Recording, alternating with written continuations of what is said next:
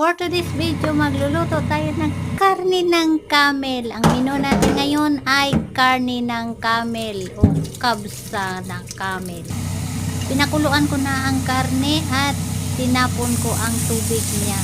Pagkatapos niyan, magisa tayo ng sibuyas, bawang at luya. At maglagay na rin tayo ng luyang dilaw, paminta powder, cumin powder at dried lemon na powder.